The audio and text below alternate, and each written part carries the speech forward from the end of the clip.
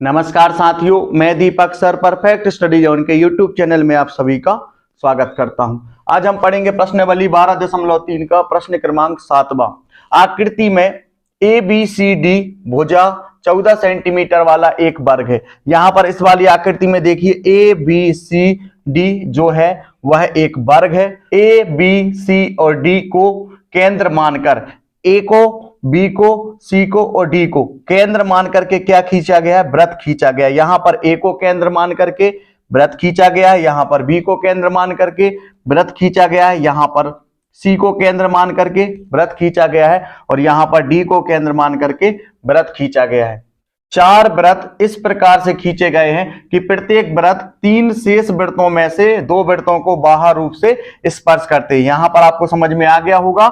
इसके बाद देखिए छायांकित भाग का क्षेत्रफल ज्ञात कीजिए। सबसे पहले हम क्या करेंगे? वृत्त का क्षेत्रफल ज्ञात कर लेंगे। क्योंकि वृत्त की एक भुजा दी गई है 14 सेंटीमीटर, तो ये वाली भुजा भी होगी 14 सेंटीमीटर और ये वाली भुजा भी होगी 14 सेंटीमीटर और ये वाली भुजा भी होगी 14 सेंटीमीटर। वर्ग की चारों भुजाएं जो होती हैं वो बराबर होती हैं और साथ साथ चारों कोण भी जो होते हैं वो बराबर होते हैं। सबसे पहले हम क्या करेंगे?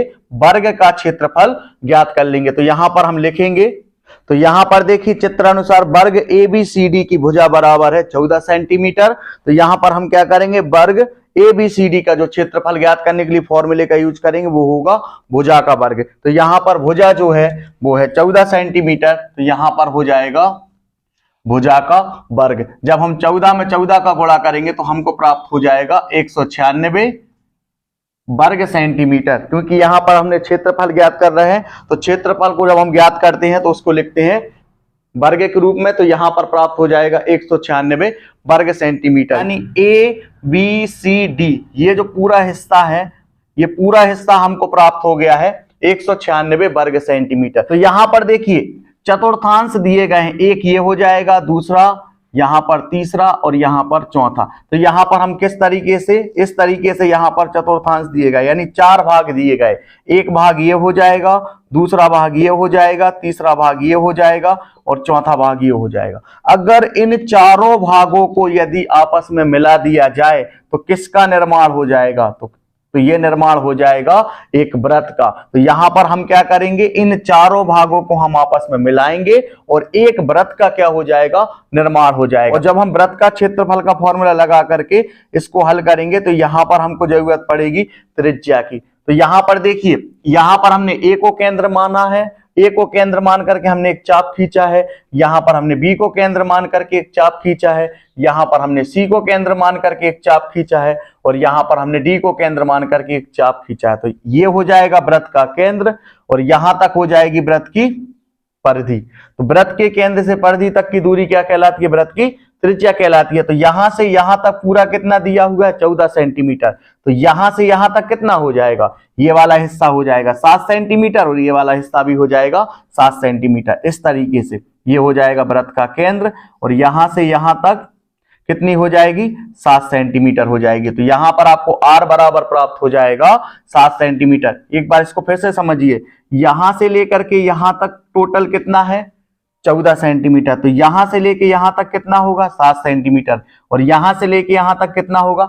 7 सेंटीमीटर। तो 7 और 7 हो जाएगा 14 सेंटीमीटर। तो हमको यहां पर आर बराबर प्राप्त हो जाएगा 7 सेंटीमीटर। फिर क्या करेंगे? हम इस वाले फॉर्मूले का इस्तेमाल करके हम क्या करेंगे? वृत्त का क्षेत्रफल को ज्ञात कर लेंगे। तो यहां पर आपको रफ में समझ में आ गया होगा कि किस तरीके से हम इसको हल करेंगे। अब हम यहां पर क्या करेंगे? इसको फेयर में लिख लेते हैं।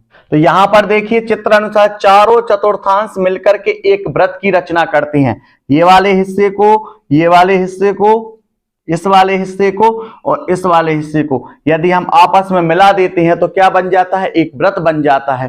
तो यहां पर जिसकी त्रिज्या कितनी होगी? 7 सेंटीमीटर होगी। यहां से यहां तक पूरा कितना है?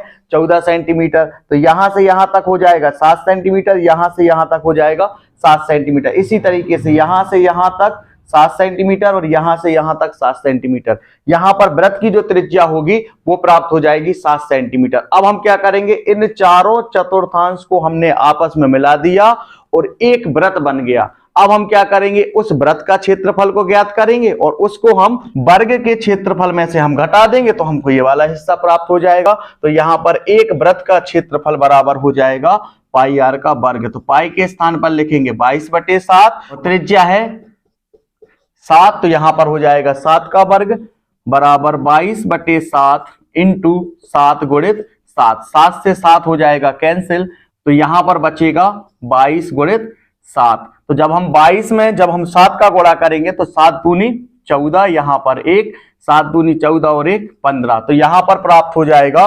154 और यहां पर लिखेंगे हम वर्ग सेंटीमीटर, क्योंकि क्षेत्रफल को ज्ञात करते हैं तो उसको लिखते हैं वर्ग सेंटीमीटर के रूप में। तो यहां पर देखिए चारों चतुर्थांश को मिलाकर के एक वृत्त बना दिया और उसका क्षेत्रफल आ गया है 154 वर्ग सेंटीमीटर। तो यहां पर हमको क्या ज्ञात करना है, छायांकित भाग का क्षेत्रफल। तो छायांकित भाग का क्षेत्रफल बराबर हो जाएगा वर्ग का क्षेत्रफल माइनस वृत्त का क्षेत्रफल। तो वर्ग के क्षेत्रफल में से हम क्या करेंगे, वृत्त के क्षेत्रफल को घटा देंगे। तो वर्ग का क्षेत्रफल आया था 196 और यहां पर चारों चतुर्थांश से मिलकर के एक वृत्त बनाया है और उसका क्षेत्रफल आ गया है 154। और जब हम इन दोनों को आपस में घटाएंगे तो यहां पर प्राप्त हो जाएगा 42 वर्ग सेंटीमीटर, यानी छायांकित भाग का जो क्षेत्रफल होगा वो आ जाएगा 42 वर्ग सेंटीमीटर।